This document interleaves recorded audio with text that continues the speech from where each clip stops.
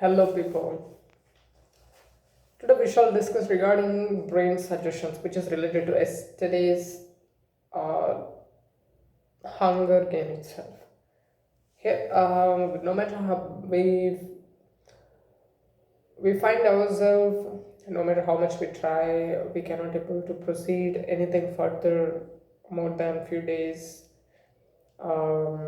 Whenever we start a new habit or new course or anything like that, for first few days it will be an awesome experience, and later slowly we will get back to our routine thinking and routine habits.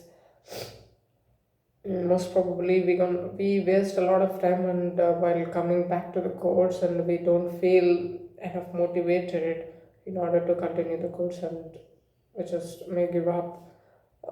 These causes means that we have to think. um, I mean, we shouldn't get into the illusion of thinking and doing. Actually, we shouldn't consume a lot of energy to force our thinking.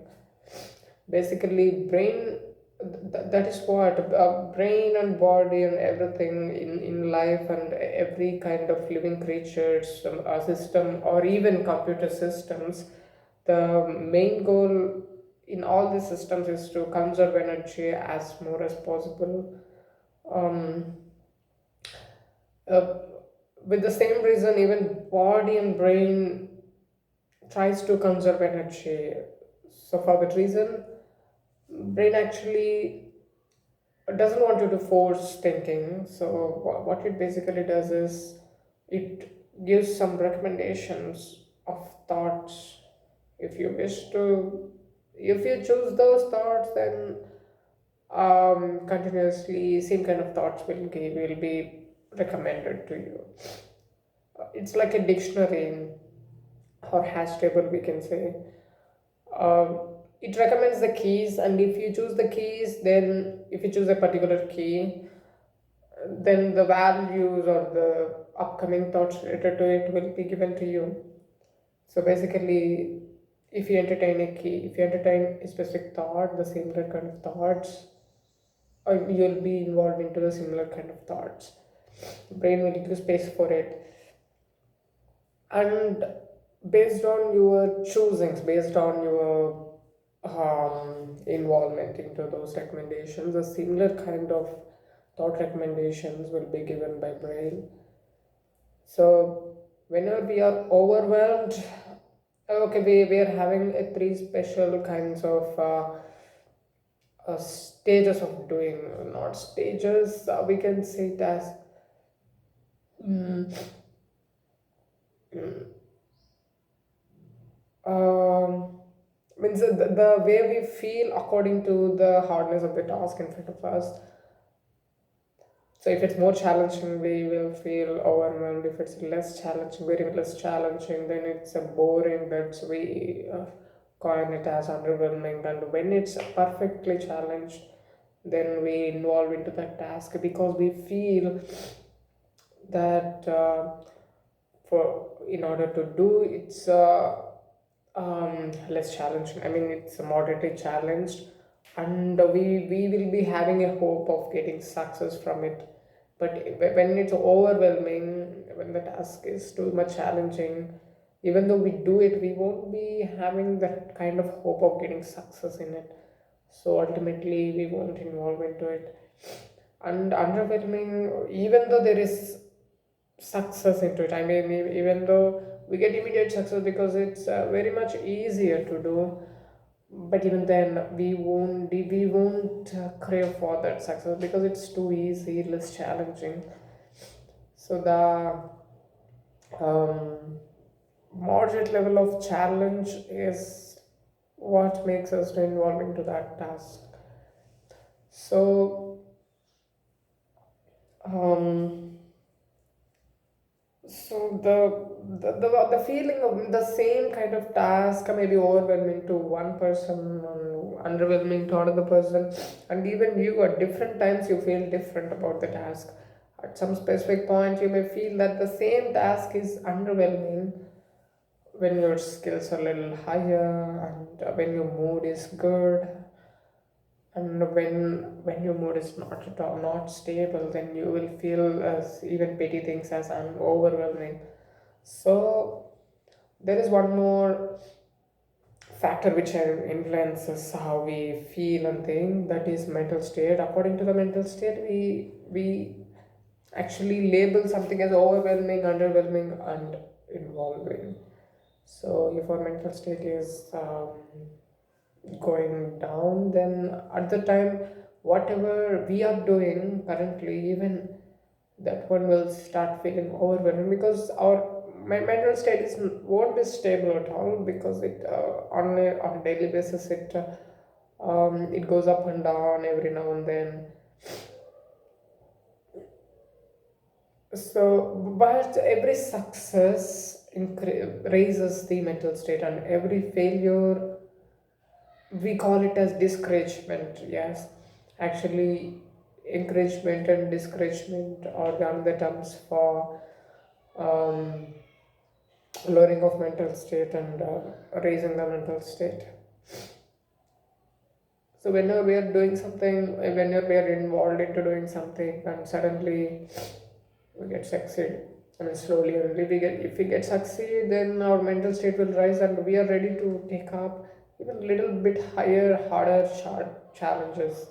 And once we fail, at the time, even doing the same thing will start feeling overwhelming. So at the time, we have to decrease the challenge a little bit, so that we'll get success in that lesser challenging task. And after success, ultimately our mental state will rise, and we can get back to what we were doing previously.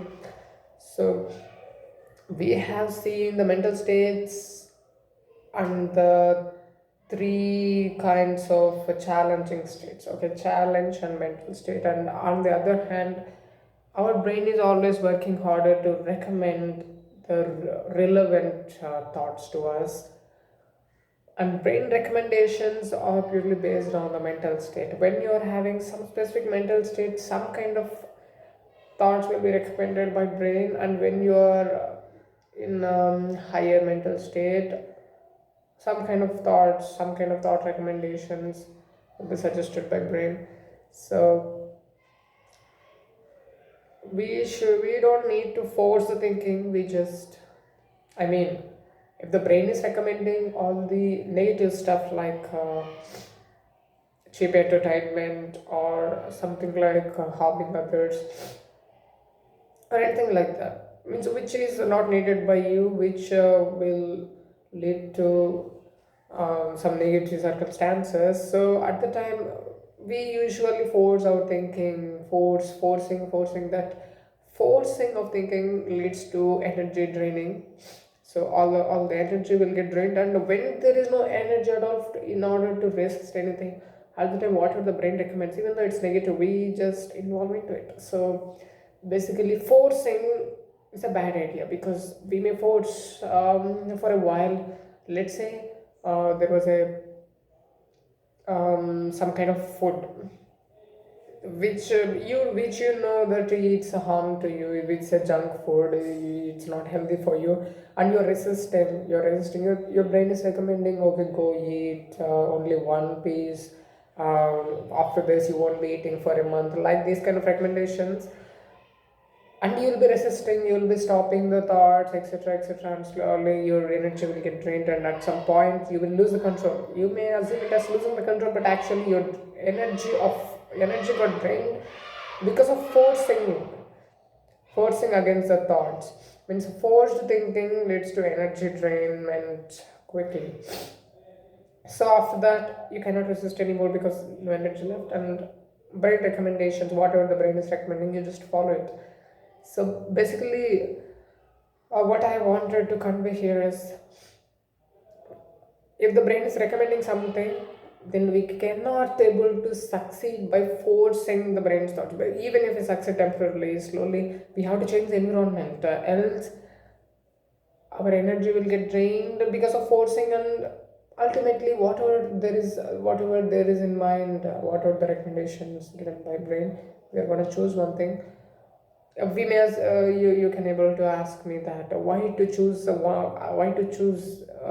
recommendation, can't we stay without choosing any brain's recommendations? Okay, that's equivalent to zen mode meditation. But basically there is one more relation between brain and time. Brain feels time by moving forward.